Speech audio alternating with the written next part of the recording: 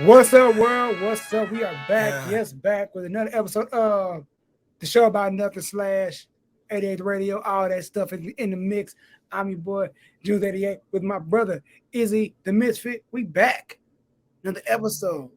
Uh, How you feeling, okay, hold up. First and foremost, before we continue, the name changed. I thought we cleared this out.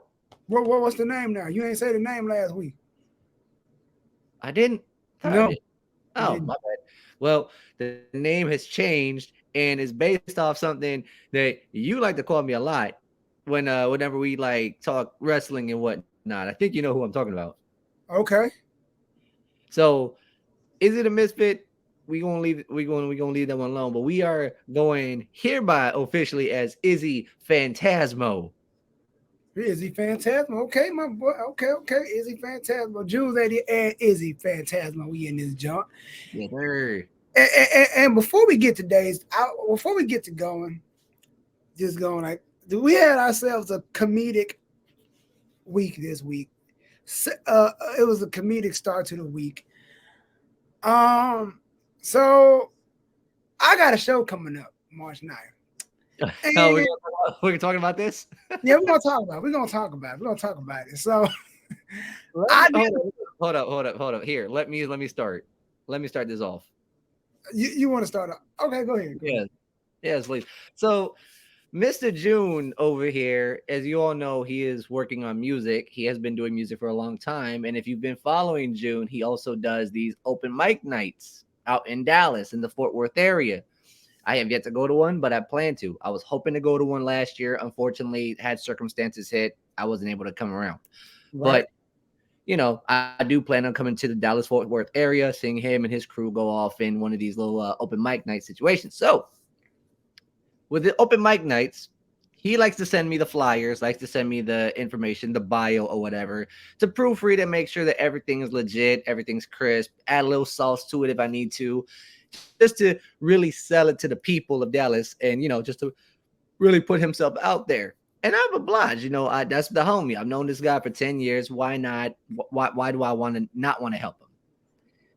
So I get home from work one day and I'm just chilling. All of a sudden, I get a voice message, and all I hear is, "Bro, how did you miss this? Look I at don't understand how you missed this. You are eagle-eyed with this. How?" And I'm confused. I'm like, "What did I now. miss?" I'm gonna pause the story real quick. Let's do some backpedaling. So I'm like, okay, I do these like now. I get okay. I didn't catch it. Now everybody saw this fly. He put this on Nobody caught Instagram. on Instagram.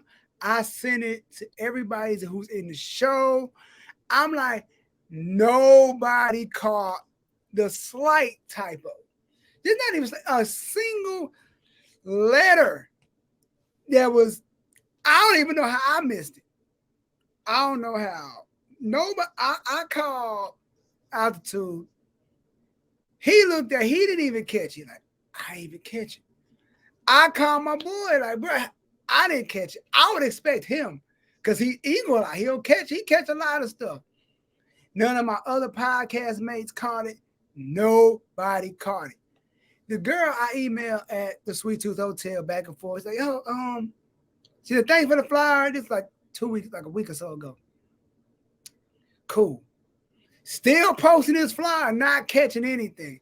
I'm looking at this flyer. Oh, I forgot to add the time and date.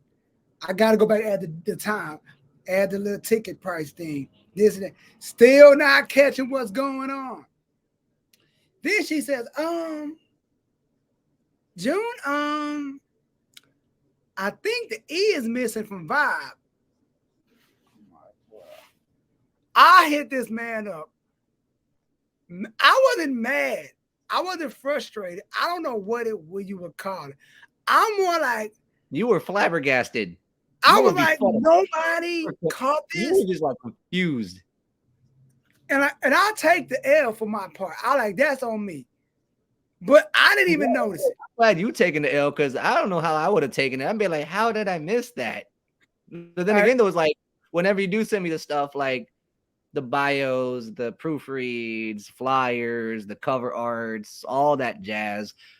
I'm usually on par with like the vernacular and the letters and everything like that. I'm pretty solid when it comes to catching that.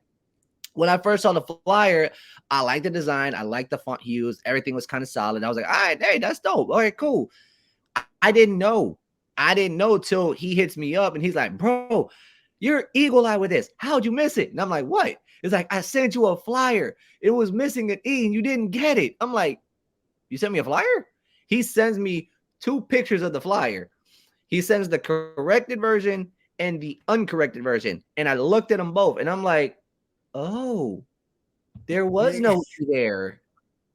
bro. How did I miss that? And Altitude did the same thing. I'm looking at it right now. What's wrong with it? He's like, oh, there's no E. And I said at the air, I'm like, how did nobody catch it? And I make it to try to make light of it. I guess the way the B or whatever, how I The got B and how the it, F combined, it looks like yeah, an like E. fused, and I don't know how I missed it and didn't catch it. I don't know about look, I get the new age thing where like people like to take the V and turn it upside down or they take the A and all this stuff. I get the vernacular. I understand all that stuff. My thing though is like you can't pass that one off, especially with the font that you use. It's kind of hard to have a cursive B and a S and like good vibs. What the heck is a vib? Bruh, I don't understand how I missed it. Well, you got it fixed. The promo's out there. The show is locked and loaded. And to Sweet be honest with you, hotel. bro, I gotta Huh? say, to be honest with you, shout out, first of all, shout out to the Sweet Tooth Hotel. These are, like I said, man of the faith, my brother, man of the faith. I'm like, yo, this venue, I've been wanting to use this place for the longest. So, good Lord above made it happen. Secondly, these are the most hands on people, venue wise, that I've worked with. Like, what do you need? What do you like? What's the lineup? Can we have this? What is that? Do you want? I'm like, can you send me pictures of this? Can I see what the room looks like? Anything I need, they send it. They like, what do you want? They how many microphones, how many mics, and how many this, and this. How do you want it set up? I'm like, communication is key. Like, I'm like, this is and and the setup is nice how they got it set up. Like, yo, I'm not gonna talk uh the business side, but it's good business. You know what I mean? I wouldn't mind working there again. You know what I The mean? funny So part, the funny part is like again, I've been through this with you when it comes to setting up shows and whatnot, and you've told me about different venues and whatnot, and we've had some doozies of venues of like not being equipped here and not having enough of this or just the setup, the pricing, whatever, whatever, whatever. I think this is the first time that you've come across and I've seen a venue being used where they're like on par, like one of the most professional, one of the best businesses that is willing to go above and beyond to make sure that the guest that's using their facility is taken care of and that they want the best overall experience, period. And Sweet Tooth Hotel, if you happen to see this video, just know from the bottom of both of our hearts, like for June and from me, dude, we appreciate you guys for what you're doing, for helping him out with everything, and just like, my hat's off to you guys. I give you the tip of the cap, and we just thank y'all for hosting him, and I really can't wait to hear what June has in store with this show. That's coming up at the Sweet Tooth Hotel. All the information will be on his Instagram. You'll see the flyer and get your tickets wherever tickets are sold. This is not he didn't tell me to put the plug out there. I'm just putting it out there because I believe in the man and I want to see him succeed. That he's really pushing to make something happen. Uh, you know, with this show and even more forward into the year with his music and everything else. oh yeah. But Tony, we got to talk sports, bro. Okay, what we got? Wild card weekend was a bit of a was a wild one. It was a wild card weekend last weekend in the NFL, bro. Like Was it a wild one from the NFC standpoint or the AFC standpoint? Because somebody got their ass whooped. I'm I think talking. I think only one team got their ass whooped. Everybody else was in a dogfight. That's what I'm saying. Somebody got their ass whipped. I'm talking about. Brock Purdy got sturdy on the Seahawks. 335 yards, 3 touchdowns, no interceptions. Best debut since I heard this, and I can't believe I'm saying this. This was the best debut for a 49ers quarterback in a playoff game since Joe Montana and Steve Young. That's what they're saying about Brock Purdy's debut in this playoff game. But the game I want to highlight is not even the game that consisted of my favorite team. It's not even my favorite team. The game I want to highlight consists of Duval.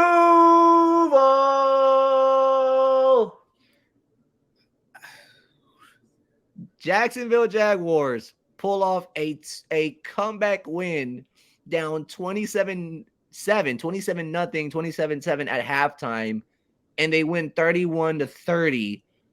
And now they are moving on to Kansas City. They played the Ravens, right? They play Kansas City today. No, they played the Ravens last week, right? They played the Chargers Chargers at home. Oh yeah, that's right. Who played the Ravens? The Bengals. We played the Ravens. We had to play them twice. We played them week 18 and we had to play them last week. Here's the thing with those two games. The fact that without Lamar, the Ravens held it down. And I'm gonna say this. When I saw Tyler Huntley coming onto the field, I knew it was going to be a battle because Tyler Huntley is like Lamar 2.0. He's mobile. He may not have the arm talent of Lamar where he can throw a good 50, 60 yards, but he can get the ball out there. He can create mismatches with his legs. Like the dude is literally like a Lamar Jackson 2.0. The dude is solid and he put up a fight. But again, I don't want to highlight that game because I already knew a divisional game was going to be crazy. But Jacksonville, LA, Trevor Lawrence throws 4 interceptions in the first half. 3 in the first quarter, 1 in the second. Asante Samuel Jr. gets 3 picks off of Trevor Lawrence, and you're thinking this game is a wash. They're down, they're up 27-0. The game is pretty much over with. There's a blowout. Jacksonville gets a touchdown late in the second quarter. Okay, they're down 27-7. And then Jacksonville gets the ball back, go down the field, get a touchdown. Okay, they're down 27-14. They get the ball back. Actually, no, they get the ball back after LA scores a field goal. So it's 30-14. They get the ball back. They go down the field, score a 40-yard bomb from Trevor Lawrence to, I believe it was Marvin Jones Jr. or Zay Jones, one of the two guys. It's a 10-point game. Then they get the ball back, march down the field. Now it's a 4-point game, but because Joey Bosa had a unsportsmanlike conduct penalty, now the ball is moved up to the 1-yard line. They go for 2, and now it's a 2-point game. I'm watching this game in real time with my big dad, with my dad, big man, and we're just like, we're watching this game. We're befuddled. We're like, is this really happening? Let me talk to you real quick. After they say he threw 3 interceptions, I'm like, this is it. Like, I'm like, this is by far. Talk about having it and losing it all at the same time. Like, Chargers, you had the game in your pocket. How'd you screw it up? They got too conservative. The run game was working well for them. The passing game was there for them. Like, they had everything going in the first half. Jackson did. They chipped away when they needed to. And not only that, like, the Chargers didn't stay within themselves. They did not give Austin Eckler the ball. They didn't run the ball well. They were allowing pressure to get to Justin Herbert. One of their starting left tackles, I think, went out with an injury, so that hampered their offensive line. Roy Robertson Jr., he came out the back. I think Josh Allen from the Jaguars, not to be confused with Josh Allen of the Buffalo Bills. Josh Allen, uh, Artius Key, Roy Robertson Jr., like all those guys were just making the defense was making the plays they needed to. The offense for the Chargers just could not get anything going. You The know what Jaguars though? were able to get the ball back and score on every single possession in the do that. I mean, Trevor Lawrence was what 6 of 14 with 4 interceptions for just 60 yards in the first half, if I remember. And then he went like 18 of 21 for like 200 something yards and 4 touchdowns in the second half. With 3 touchdowns. He had 1 in the first. I think this is what it is with Trevor Lawrence. I think a situation like this, you don't hit the panic button. I think you just stayed just calm enough to win this game. And not only that, you have a coach in Doug Peterson who knows how to keep the momentum, the heads cool and under pressure like that. Yep, but I want to talk about the game of the weekend. Thomas Edwards Patrick Brady Jr. got his ass annihilated by the Cowboys. I don't know. Now, no disrespect. Can we have a moment of silence for Tom Brady and the Tampa Bay Buccaneers? Because from what I'm reading, he may not be coming back. And he shouldn't. Let me be fair. I heard this wasn't a full. What was their record again? 8 and what? They were 9-8. Okay. They barely escaped the NFC South. So the Carolina Panthers with PJ Walker and Sam Darnold were this close to taking the division with an interim head coach, and Tom Brady squeaked by. I'm gonna say this. No disrespect to the Cowboys. I don't really care for y'all fans. I'll say it publicly. I don't care for your fans. Some of y'all fans are trash. Some of y'all fans are cool. I could kick back and have a beer with you. But the rest of y'all are kind of suspect. But just to say, you beat a subpar team. You didn't beat a top tier team. They was 9-8. You didn't they like have some players that were banged up too? They didn't have all their guys, something like that. Yeah, like they were hampered with injuries. They weren't at full strength. So you didn't beat a full strength till you got. And I see somebody post, a Cowboy fan, somebody reposted on Facebook like, "Yo, Cowboy fans," and he's a Cowboy fan. Like, "Yo, calm down. We beat a 9-18. Y'all acting like we won the Super Bowl." It's like now. Hold on. Okay, I'm going with this. Go ahead.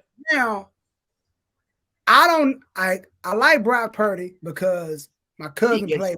He getting sturdy. My cousin played with him in college. My cousin. Really? Yeah, my cousin Verdell Edwards. He played they both went to Iowa State together, but my cousin transferred to Hawaii and Brock went doing what Brock does. So yeah. Brock got a little soft spot in my heart right now. And then he's an underdog. People are like, he's underrated. Mr. What they call him? Mr. Irrelevant. He was the last pick in the draft. So Mr. Irrelevant. So I kind of want him to stick it to the people. So I really want them to. And if there are reports, just to throw this out there, there are reports saying that because of how he's been playing, 2023, he may be the projected starter for the 49ers. The 49ers may go away from Trey Lance himself. And I don't know how true that is. Take that with a grain of salt, but that's something that I've been seeing pop up on my feed. So I'll keep an eye on that. And I've been hearing that Tom Brady is looking at San Francisco and Vegas. All I'm saying I'm hearing Rodgers to Vegas as well. And I'll say this: if I'm Brock Purdy, I'm going into Dallas. I'm going to this Cowboy game tomorrow playing like a psychopath. Because I'd be damned if Tom Brady old ass come to San Francisco take me out of my job. Exactly. All you got to do is ball out. That's all he got to do is win this game. He's undefeated right now. He's undefeated. And like in the last 6 games, I think he's had only 2 games where he hasn't thrown for over 200 yards. The And rest of these games, he's thrown for over 250 or more. Like, Brock has been on his game. And there's been a lot of conversation about Brock Purdy as if like, oh, like he's not that good. It's more Kyle Shanahan. You could plug anybody into the system and they'll be fine. he And got the look, play.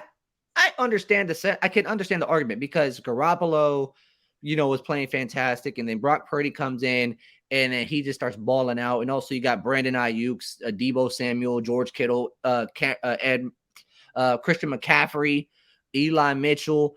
That you have a plethora of weapons around you that you can go ahead and go off with. Like, I get that. But Brock Purdy, what he's doing right now is unprecedented. I want you people to understand. There has never been a rookie to go undefeated in his day in like a debut season. This man right here literally has gone 6 games straight. The game that sold me Brock Purdy, the game that sold me on Brock Purdy was the game where he went toe to toe with Stidham and the Raiders in that shootout back and forth. The Raiders should have had that game, but Purdy kept it cool, calm. They had that shootout. That was a crazy game. I think is with him. To me, this is the game that matters. All that stuff you did before don't matter now. You gotta go off. You're going up against Dallas. Y'all gotta. I hate to say it. I heard Michael Parsons kind of banged up a little bit, yada yada yada. But y'all got that man Nick Bosa. Y'all got a defense on y'all. They got one of the best defenses in the league. I'm scared of that defense. I love that team. I follow that team. I'm a Bengals fan. I follow the 49ers as well. Like, that was one of the original teams that I was with for a while. So they have a soft spot, and I do love what they have over there. My thing is, though, like, this is where the rubber meets the road. Like you said, this is the game that Brock Purdy's got to go off. This is where he's got to go off, and he's got to make his name known and like really show that he belongs in the league, which he's done that already. Like, there's no question that he belongs in the league. He's done that already and more. And you know what? You know what happened? You know what he should do after? You know what he should do after if they get this win over Dallas? What? He should do what Trevor Lawrence did. Oh no! Before we talk about that, I want to talk about that. We got to talk about that because I got a question to ask you as well. Okay, we gonna like I said, I feel like the Niners got a chance of winning because I think the Cowboys got lucky with that game because they beat a wounded team. It's like play a team at 110%, then it's a different game. And then it's a short week. Y'all just played Monday. Now y'all playing Sunday. Like, man, I know y'all tired. I know y'all exhausted. I know y'all probably gonna be a little, I don't know, but I'm excited for my team to play today, which is it's Saturday. This video's going to Monday. I can't wait to see my Eagles do and see my boy Jalen ball out. It's like, so like I know you ready for this one. Oh yeah, I'm a little bit on edge. You know, I just want to see what's gonna happen. Like I said, I do want to face the Niners. Like I said, I do want to see. Like I said, I wanted Brady. I wanted Tampa. I wanted that win. I wanted to fade them.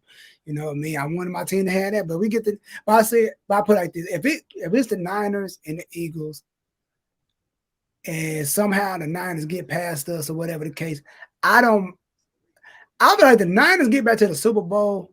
They gotta win it. Because they blew it with Cap. They blew it 2 years ago against Kansas. You get back again? I want to see Niners Bengals. Yeah, that'd be good. I need that rematch because the last 2 Super Bowls that the Bengals have been in before the one they played against LA, both of them were against the 49ers, and they lost both those games. They were close ones, and this is back in like the 80s. This would be a history making Super Bowl right here. Oh yeah. So, but like I said, to your question, go ahead. Your question. Your boy, Jason Kelce of the Philadelphia Eagles and his brother, Travis Kelce of the Kansas City Chiefs. They have a podcast, the New Heights Show. And they brought up this video clip of Trevor Lawrence after the game versus the Chargers. Trevor Lawrence and his family and a few others, I think Brandon Sheriff one of the offensive linemen. They all go to Waffle House to celebrate.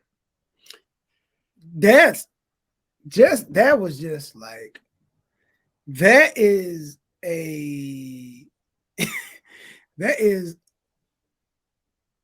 one you don't see coming. Like you then he said one of the people said he ain't never been to the Waffle House. See, I don't trust nobody who ain't never been to the Waffle House at least one time.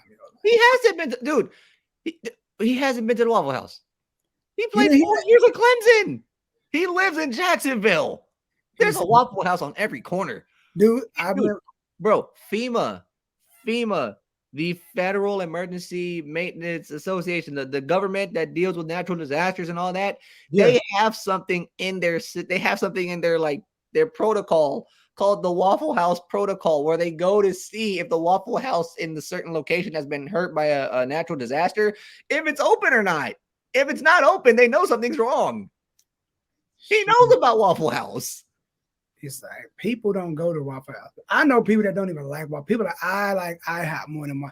I'm like, look, you can go to Waffle House 3 days in a row and get the same thing, and it ain't gonna be the same price.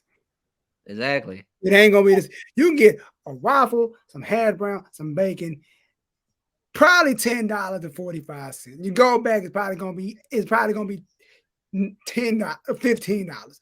It's never gonna be the same price. I don't know why. But it's good though. Okay. So we since we on this conversation, Travis Kelce actually Jason Kelce asked his brother Travis this question: is Waffle House a diner? And Travis was like, no, it's a restaurant. Or no, Travis was like, no, it's a diner. Jason's like, it's a restaurant. Like, no, it's a diner. So I have to ask you, Waffle House, diner or restaurant? I'm thinking about diners that I've seen in movies. And I'm looking. I've been to a couple of diners, so I already know my answer gonna be. I haven't been to a diner. Have I been to a diner? I have. The setup is diner-esque, if that's the proper terminology. You go in, you got the bar you can sit at and eat. You got the little booths.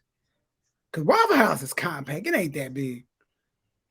It's like you got the two seats on the side. Point, though. What's up? The food be on point though. Man, it's cheap. If you down on your luck, you got $20, you're gonna eat good at the Waffle House. Oh yeah. You're gonna eat good. Look, I'm gonna tell you a little story of mine.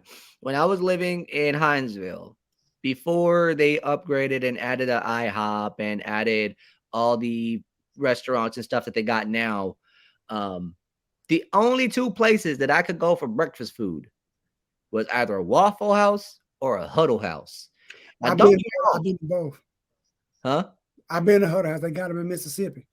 Okay, so Huddle House, so each one has its perks because like you don't have one thing at the Huddle House, so you go to Waffle House, and you don't got one thing at the Waffle House, but they got it at the Huddle House. You're gonna head that way too. Waffle House to me and Huddle House, like they're like Waffle House has remained true to itself. It hasn't changed. It hasn't changed over the years. It's still the same old. To me, it's a diner. It's stayed the same. It's looked the same no matter how times have changed. Huddle House, though, it has changed up a bit. It's gotten a little more corporate. It's been gentrified in my eyes. The food is great, but gentrified. To me, it's Waffle House on this side. It's the diner. I got to go with it. You got to go. You know what? I'm out to go to a restaurant only because, like, what? I gotta go with my boy. It's Jason. It's a restaurant. It's a restaurant that looks like a diner. But then wait, diners do have jukeboxes though. They got a jukebox too. They got a jukebox. So, and not only that, the diners, you see them cooking your food. See, that's the thing. But then I think about, I never thought of it as a diner until somebody said, like, is it? But isn't a restaurant? I mean, what's the definition of a restaurant and a diner? McDonald's is a restaurant. It's a fast food joint. Well, actually, hold on. No. I would need to know the difference. No, McDonald's, Burger King, Wendy's, Hardee's, Those or are fast West food. Coast, Carl's Jr., In-N-Out, Whataburger, White Castle. Those are all like fast food joints. Restaurants is more like Longhorn Steakhouse, Texas Roadhouse, I don't even know if Golden Corral's a thing. Cracker Barrel, IHOP is a restaurant, Applebee's, Chili's, Ruby Tuesdays, TGI Fridays. Love them, by the So way. much more. Love them, by the way. Huh? I love TGI Fridays. They ain't been in a while, but I love TGI Fridays. You want to know that? You want to know something about me? I've never been to one. You've never been. I've never been to a TGI Fridays. I thought we had one where I lived at, but it was a Ruby That's different. Tuesday. That's different. That's different. You ain't never. They ain't had one. That's what that's different. Do Uh, you, hey, look, tell me y'all got one over there. dude, I live. I'm like 20. I'm like 15 minutes from one.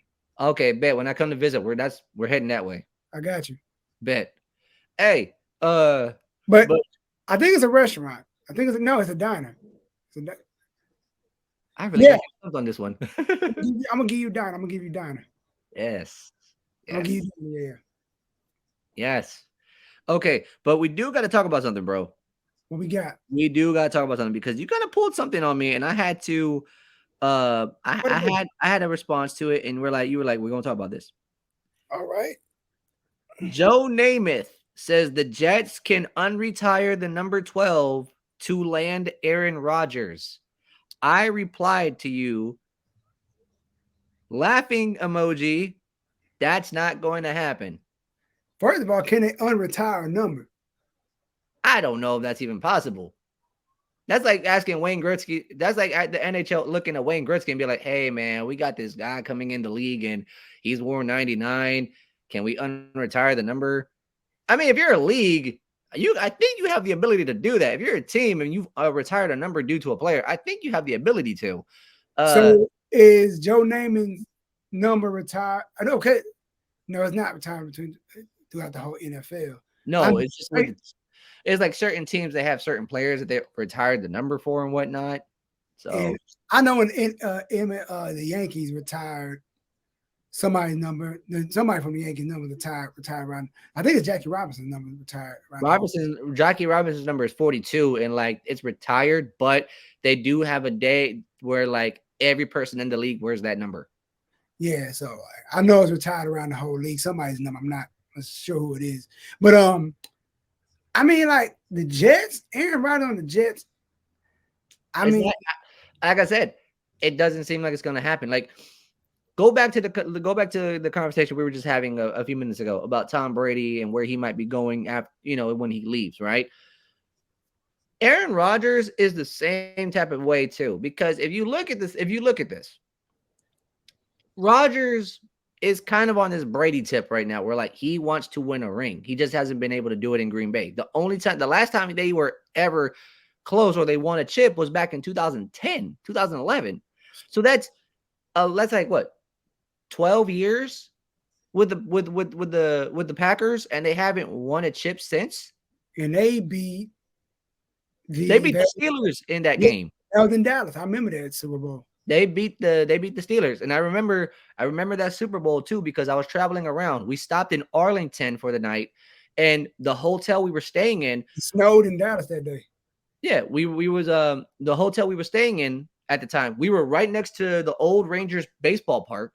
Right. Like, we were right next to the old Rangers baseball park, and then like right down the way, like not even a 5-minute drive, you could see the AT&T Stadium, and they had the banners. They had the banners for the Super Bowl that was going to be played, and you had Aaron Rodgers on one side, and you had Troy Polamalu because Troy was still playing with the Steelers at the time.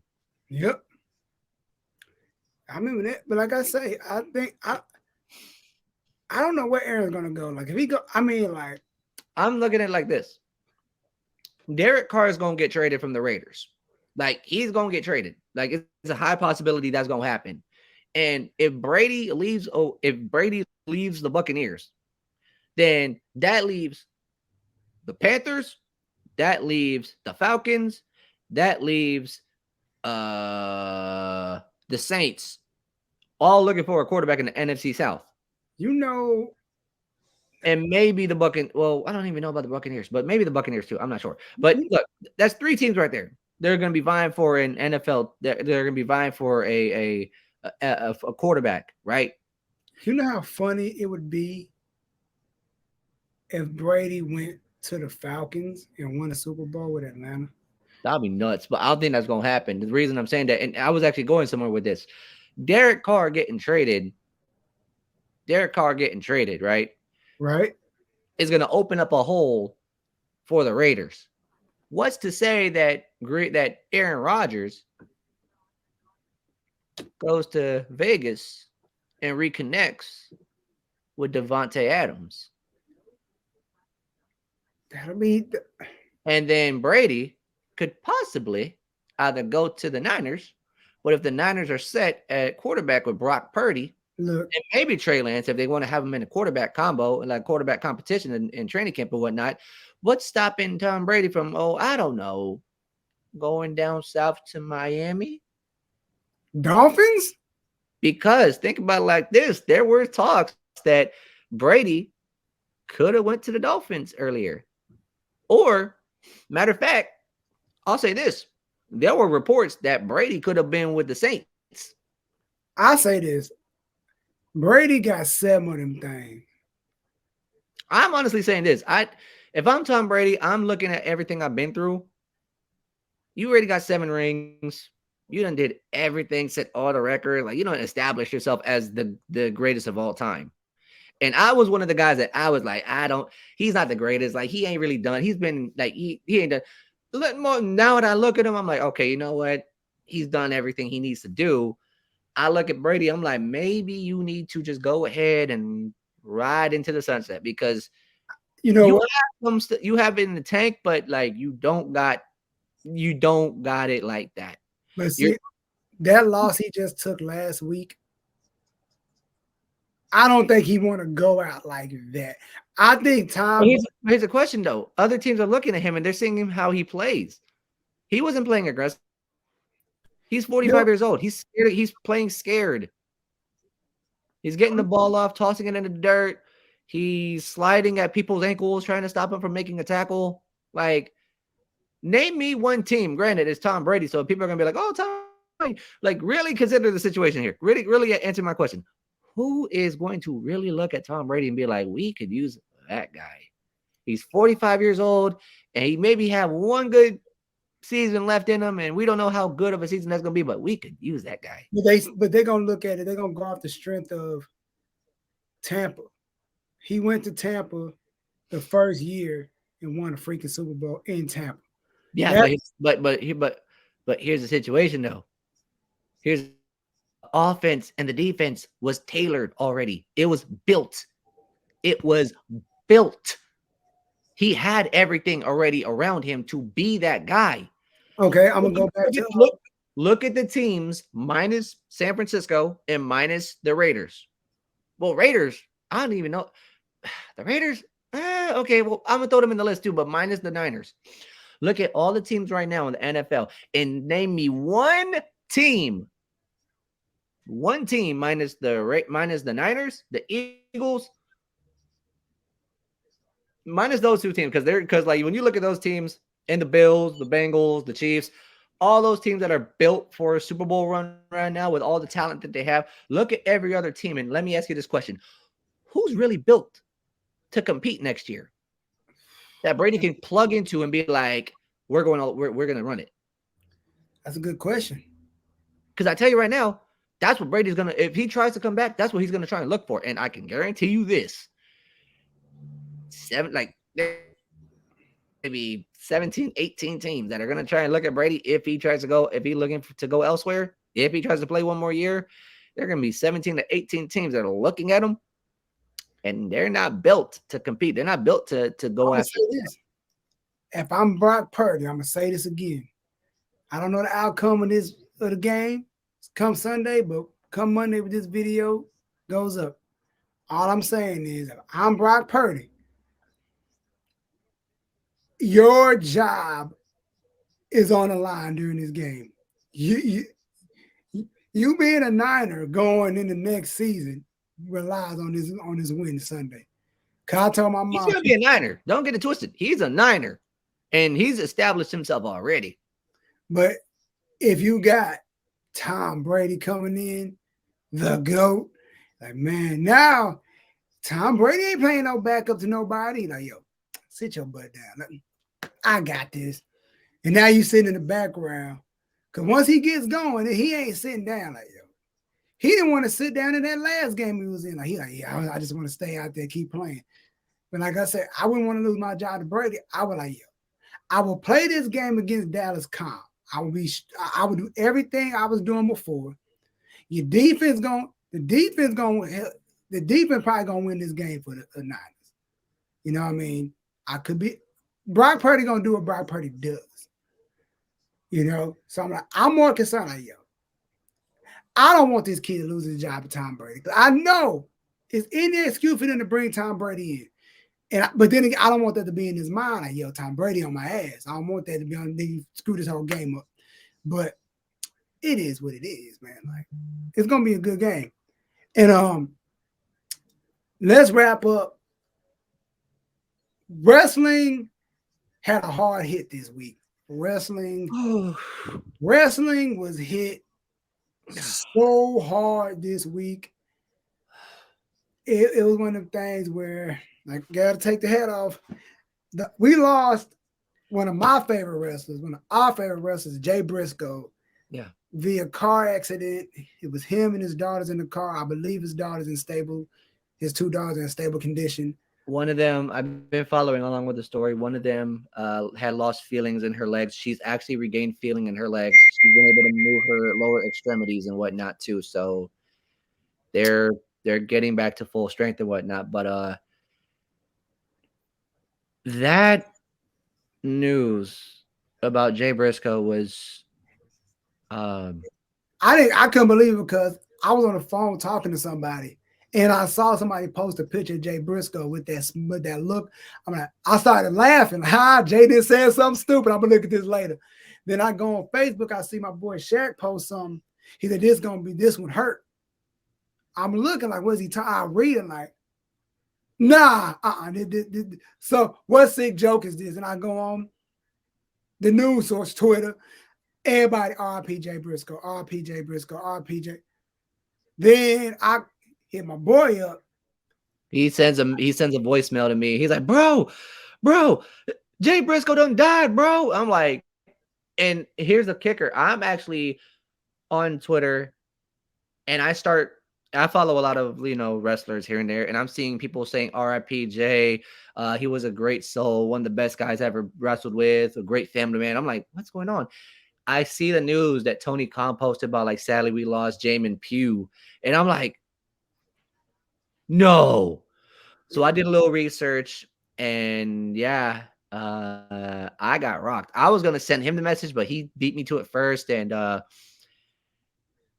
it's just one of those things where like when you lose an influential person, someone that was someone that you looked up to in the wrestling world, or just in general, it knocks a hole in your chest, and it takes the air out of you, and you're just left wondering like, how did this happen? And it was like one of the moments where like, as cliche as it is, like you go back and just gotta watch. Oh, I was just going back watching old promos like this. It's like I couldn't do nothing else, but like I was in our wrestling group, like yo, just post your favorite Briscoe promo. But like it's like I couldn't believe it. Like it was like one of the things. Like it was like what? It's like Yeah. My favorite promo from Jay Briscoe. There's a couple of them that highlight that are highlighted in my tenure. My favorite one though was cosmetically pleasing. please. And it's the story of when Jay and Mark, they get the invite to basically audition uh for SmackDown before a taping. They do well, they get invited to FCW.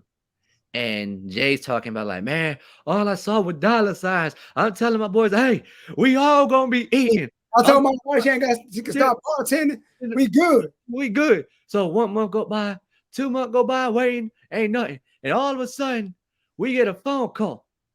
Apparently, the Briscoes are not cosmetically pleasing enough for the WWE. Cosmetically pleasing. Them words.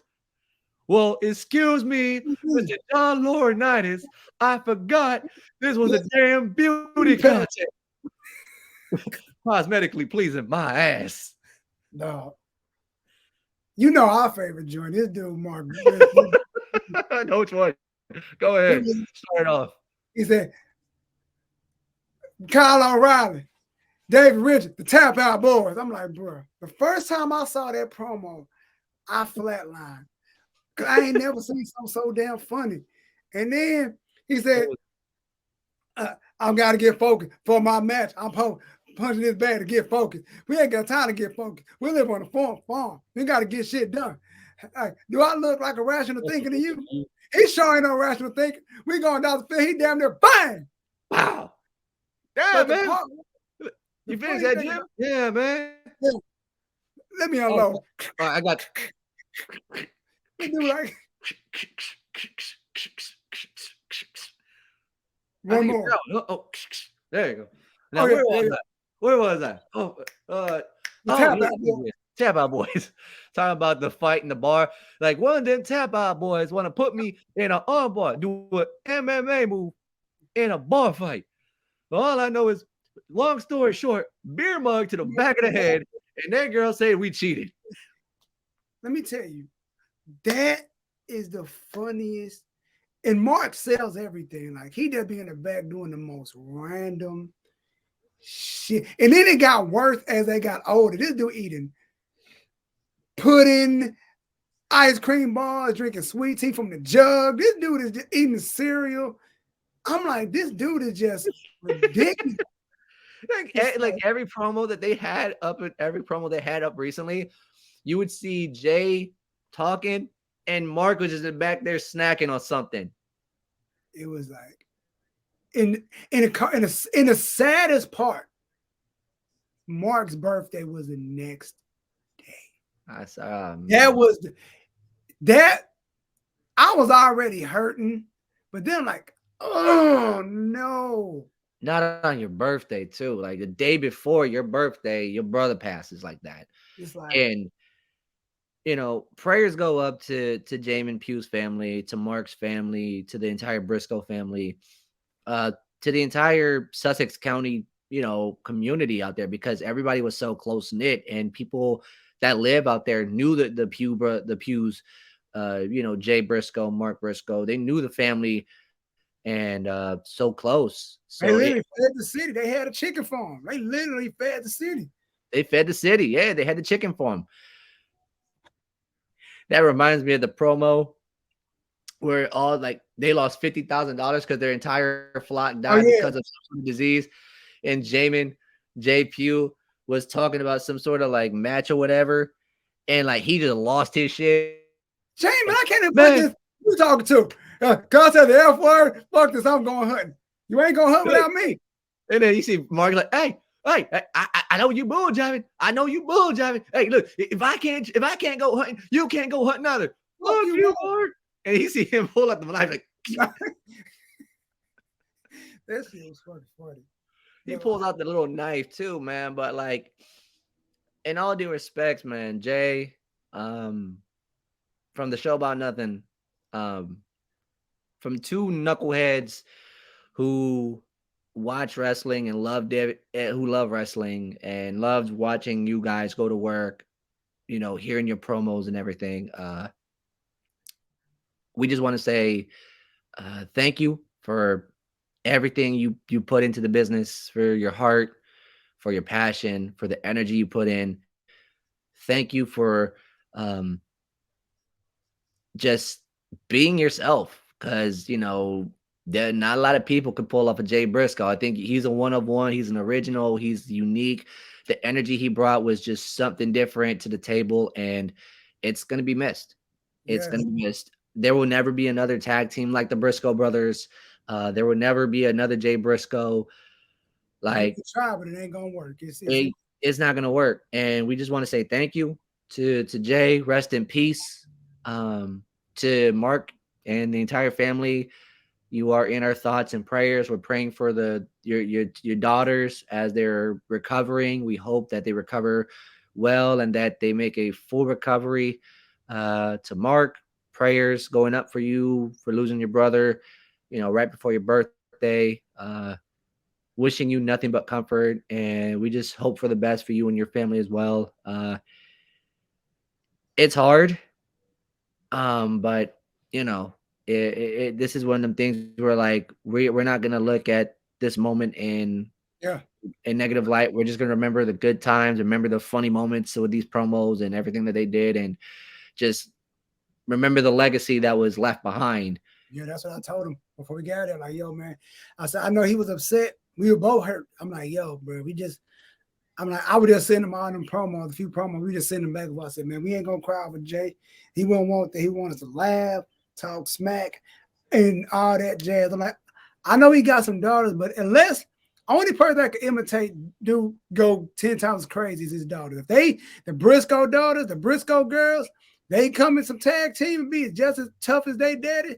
She and Well, talk 10 times more smack as he was, that's gonna be crazy. But like they're gonna have they're gonna have the caps on too with the 13 time on it as well. and he had just got a new hat too. He had He just just broke. got the hat like a day before with the 13X, signifying the 13-time tag team title runs that they went on, man. Like you can like again, you cannot replicate it. You Nope. can try, but you cannot replicate who Mark and Jay Briscoe were. And Special.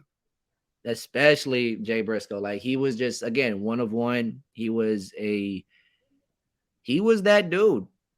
He was that dude. And like from every person that I've heard, from whether it was Adam Cole, Sami Zayn, uh, whether it was Kevin Owens, the Young Bucks, every person that he shared the ring with, they got like that was their best match because he cared for them to make sure that they knew what they were doing. And he was the ultimate guy, like behind the scenes. He shared the laughs, the jokes, and he cared. He cared, and that's gonna be missed. It's gonna be missed. And the impact is gonna be that impact is going to be felt, is going to be reverberated. I hope, and I really do hope that that impact is going to be reverberated, and people do understand. And I know we were supposed to end the show like a few minutes ago, but I'm gonna say this: Talk to me. you really don't know the impact you leave on people. You really don't know the impact that you leave on people um, until like you leave out, or you really don't know the impact that a person leaves on you. Let me say it like that until they're gone. Um, Yes. because you're so used to having them around and talking to them and seeing them, and what they're going to bring to the table when you're around them. But the moment that they don't show up anymore, like you stop talking, you kind of lose your way, or Lord forbid something happens and they're no longer here on this earth, you start to go back and remember those moments that you had with them, and then you remember what type of person they were and like how much of an impact, the how big of a hole they left in your heart. And it's like it hits you in a different way. Yeah. It hits you in a different way. So yeah, the impact that Jay left on the wrestling community, he left on us fans and whatnot, it's going to be felt for a while. But we do pray for the family. We wish nothing but the best for them. We are praying for comfort and recovery for the kids, and that if Mark Briscoe does wrestle, that he's able to um, move on with a newfound energy and a newfound love for the sport. I already know he loved it already, but like a newfound love, newfound respect, a newfound just like Like he's able to carry the legacy. I don't want to say carry the legacy, but he's able to just run with a new energy that no one's ever seen before. Oh yeah. Well, like always, we thank y'all for tuning in. Like I said, just appreciate who you have around you, because like I said, we lost off one of our favorite wrestlers, man. So and I always just appreciate the good things we have. You know what I mean? Like I said, always we're gonna bring it back on a brighter note, brighter note. June's World 2 is done, y'all. Coming out. Don't know, but it's done. Show about nothing. We up and running. You know, this episode gonna be on Monday. It's Monday. You watching this, so we gonna see y'all on the next episode. I'm your host, Junes'88 with Izzy Phantasmo, and like always, we are out of here. Yes, Peace. sir.